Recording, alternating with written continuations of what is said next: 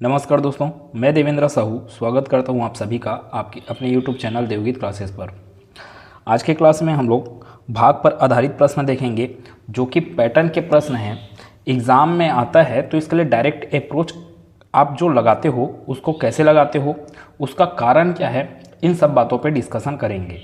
आप आसानी से इसका उत्तर कैसे दे सकते हो इसके बारे में डिस्कस करेंगे। तो देर न करते हुए मैं क्लास को स्टार्ट कर रहा हूँ। क्वेश्चंस को देखेंगे। मैं 4 क्वेश्चन के माध्यम से आपको चीज़ों को समझाने वाला हूँ। देखिए क्वेश्चन क्या लिखा है। पहला वाला क्वेश्चन, किसी संख्या को 24 से भाग देने पर एक शेष बचता है। अगर उसी संख्या को 3 से भाग दिया जाता है तो शेष क्या होगा।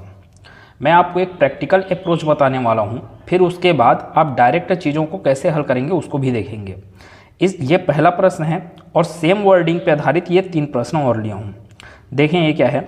किसी संख्या को 24 से भाग देने पर एक शेष बचता है। अब आप सोचें 24 से अगर किसी संख्या को मैं भाग लगाऊं और वो कितना शेष दे, आपको एक शेष दे, ठीक है, तो वह संख्या क्या होना चाहिए आपके पास 25। जैसे पहला ही संख्या ले लिया, 25 की ही बात नहीं है। मैं क्या ले लिया अभी, पहले 25 ले लिया संख्या। इस 25 को अगर मैं 24 से भाग लगाऊंगा तो 24 से कम 24 और क्या दे दिया आपको, एक शेष। मतलब उस संख्या को आप क्या बोल सकते हो कि 25 है।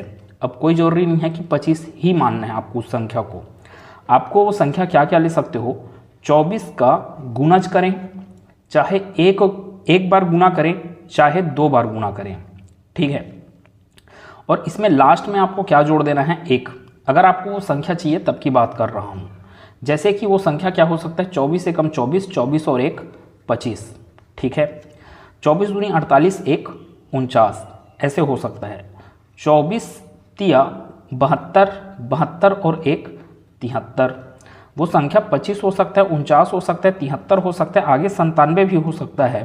क्यों, 24 चौक 96, 96 और 1 97, ठीक है। प्रैक्टिकल कर रहा हूँ, ध्यान से देखेंगे।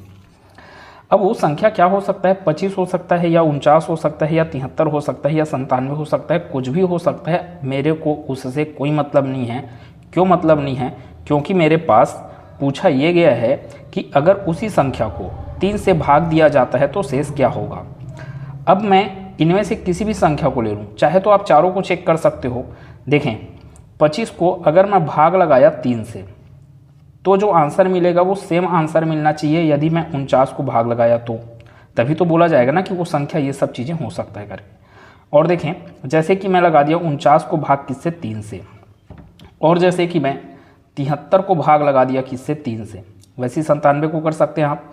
इधर देखें 3 अट्ठे 24, शेष कितना बच गया, 1। फिर यहाँ से 3 एकम 3, फिर यहाँ पे 1 आया और ये 9, 3 छके 18, फिर शेष कितना बच गया, 1। 3 दूनी 6, यहाँ पे 3 चौक 12, फिर शेष कितना बच गया, 1।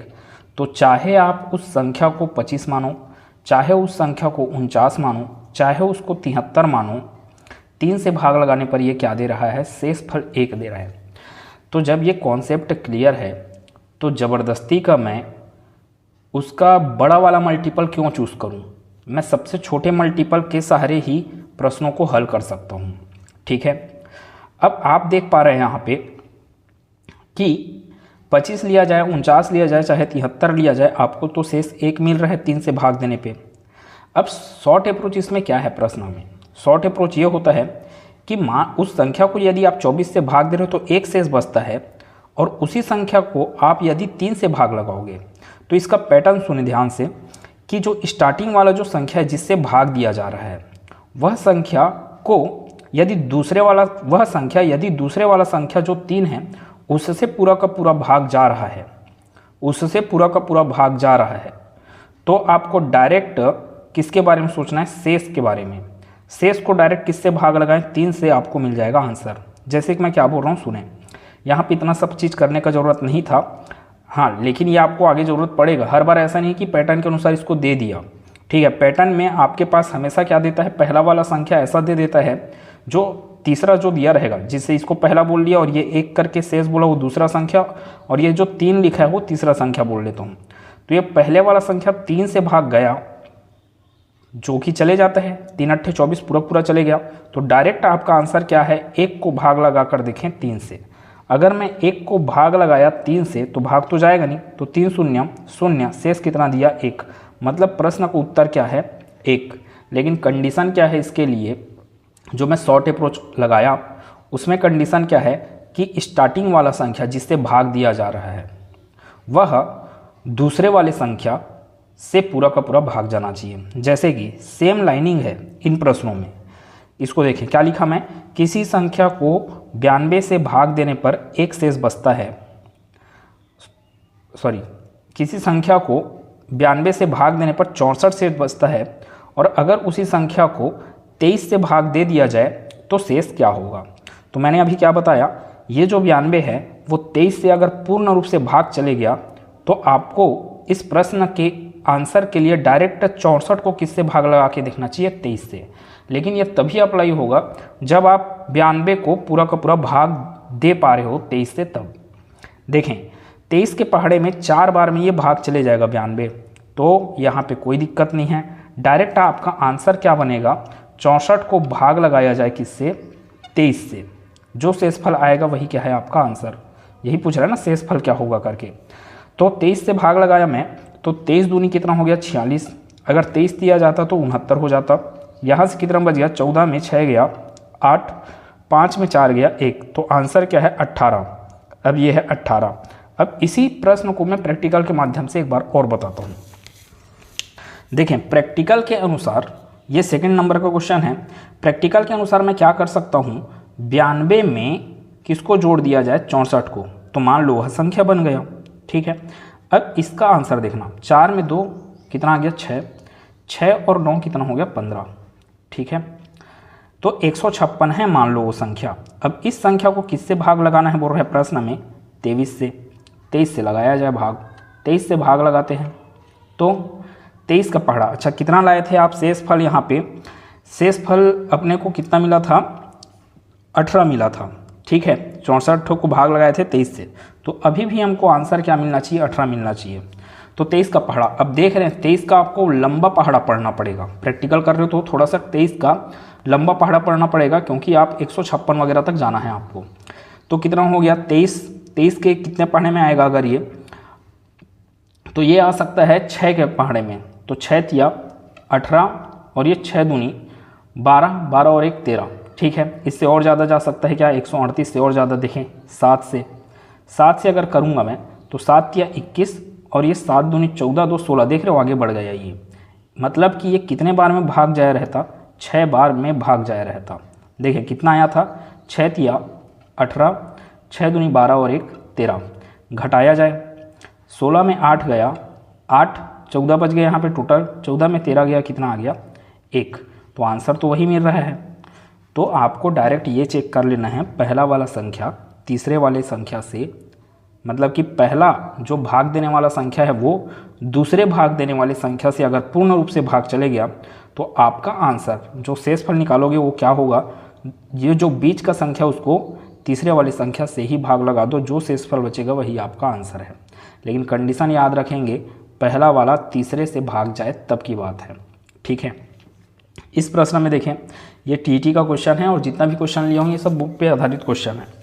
342 अगर 18 से भाग जाए तो डायरेक्ट मेरा आंसर क्या हो जाएगा, 47 को भाग देने पर जो शेषफल बचेगा वही मेरा आंसर है। सेम है ना, ये लाइनिंग ऊपर में सेम है, बस संख्या को चेंज किया हूँ। देखते हैं 342 18 से भाग जा रहे क्या, अच्छा पूरा, अब ये भी सम संख्या ये भी सम संख्या है, तो आप यहीं पे कटा के देख सकते हो 18 का पहाड़ा पढ़ने के बजाय। तो 2 नियम 18 और यहाँ से कितना हो गया 171, ठीक है।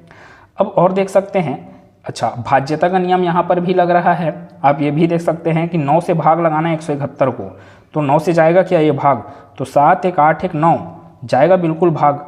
तो आपको ये चेक नहीं करना है कि कितने बार में भाग गया, आपको ये समझ में आ गया कि 9 171 अर्थात 18 342 को भाग लगाएगा। अब मेरे पास पूरा का पूरा शॉर्ट अप्रोच है कि 47 को डायरेक्ट मैं 18 से भाग लगाकर चेक कर लूँ कि शेषफल कितना आ रहा है, वही आंसर हो जाएगा। 18 दूनी 36, ठीक है। अब आपके पास शेषफल बच गया 11, तो आंसर क्या है फिर आप ऑप्शन नंबर बी प्रश्न का उत्तर है। रटने का नहीं, प्रैक्टिकल पे आधारित है चीज़ें, इसलिए मैं आपको पूरा बेसिक बताया भी। अब ये वाला क्वेश्चन देखें लास्ट। अब आप तो रट के चले गए, जैसे कि यहाँ पे क्या बोला, किसी संख्या को 171 से भाग देने पर 40 शेष बचता है, यदि उसी संख्या को 15 से भाग दिया जाए तो कितना शेष बचेगा, ये है प्रश्न। अब आपने सोचा कि ऐसे प्रश्न तो पूरा का पूरा आपके पास जैसे अप्रोच दिया रहता है वैसे ही रहता है करके आपने डायरेक्ट 40 को भाग लगाने बैठ गए 15 से भाग लगाने बैठ गए 40 को, तो 15 दूनी 30, 10 बचा और आपने आंसर लगा के आ गया 10। अब यहीं पे गड़बड़ हो गया चीज़ें। आप पहले ये तो चेक कर लो कि जो 171 दिया है वो 15 से भाग जा रहा है क्या, नहीं जा रहा है यहाँ पे। अब कैसे किया जाए फिर, तो इसीलिए मैं आपको प्रैक्टिकल करने बोला। देखो अगर वो डायरेक्ट भाग चले जाए रहता, मतलब कि 171 अगर भाग चले जाए रहता तो यहाँ पे कोई समस्या नहीं था, लेकिन 171 तो 15 से भाग नहीं जाएगा। तो यही है आपके पास जो मैं प्रैक्टिकल करके जो कॉन्सेप्ट बताया वो अब यहाँ पे काम आएगा। 171 में आप क्या कर दें, 171 में 40 को जोड़ो तभी तो आपको संख्या मिलेगा। किसी संख्या बोल रहे हैं ना तो वो संख्या मिल जाएगा आपको। तो ये कितना हो गया आपके पास, ये इतना हो गया, ठीक है। 1 मिनट, 1 और 0 कितना हो गया आपके पास 1, और ये 17 और 4 कितना हो गया 21, तो 221 हुआ वो संख्या, ठीक, इतना बात सही है। अब ये नंबर को मेरे को किससे भाग लगाना चाहिए, 15 से। ये प्रैक्टिकल वाला चीज़ है, 15 से भाग। इसमें आप डायरेक्ट नहीं लगा सकते ना, ये आपका पैटर्न पे आधारित नहीं है ये लास्ट वाला क्वेश्चन। ये तो बाकी 3 क्वेश्चन एकदम सेम पैटर्न पे आधारित थे, ये पैटर्न से हट के है। अब तो ये पैटर्न का है करके सोच के डायरेक्ट आंसर 10 नहीं दे देंगे। इसको हल किया जाए तो ये कितना आ रहा है आपके पास, 15 एकम 15, यहाँ पे बच गया 7 और ये 1, तो 15 चौक 60, ठीक है। कितना बच गया यहाँ पे 11, तो शेष फल अपने पास क्या मिल रहा है यहाँ पे 11 मिल रहा है। ऑप्शन में थोड़ा मिस्टेक है, ये 1 की जगह क्या है, ये 11 है, ठीक है। तो आंसर क्या है आपका, ऑप्शन नंबर डी प्रश्न का उत्तर है। तो उम्मीद है मैं क्या समझाने चाह रहा था इन प्रश्नों के माध्यम से समझ में आया होगा। अगर आपका पहला संख्या तीसरा से भाग नहीं गया तो आपको डायरेक्ट प्रैक्टिकल पे आधारित कोई संख्या चुन लेना है। 221, सर 221 ही चुनेंगे क्या, ऐसा ज़रूरी नहीं है। आप 171 का गुना कर लो, 2 गुना 3 गुना आपका मन। अगर 2 गुना किया तो उस 2 गुने वाले संख्या में क्या जोड़ डालें, 40, तब मिलेगा आपको जो प्रश्न में बोला गया। किसी संख्या की बात करेगा तो वही मिलेगा आपको, उसको भाग लगाएंगे 15 से, तो जो शेष फल बचेगा वो बनेगा आपका आंसर। अब मैं ज़बरदस्ती का अपने लिए चीज़ों को पेचीदा काहे करूं, लंबा गुना पढ़ के, इसलिए आप हमेशा एक के पहाड़े तक सीमित रहें। तो मिलेंगे अगले क्लास में जहाँ पे स्थानीय मान और अंकित मान के बारे में मैं डिस्कस करूँगा।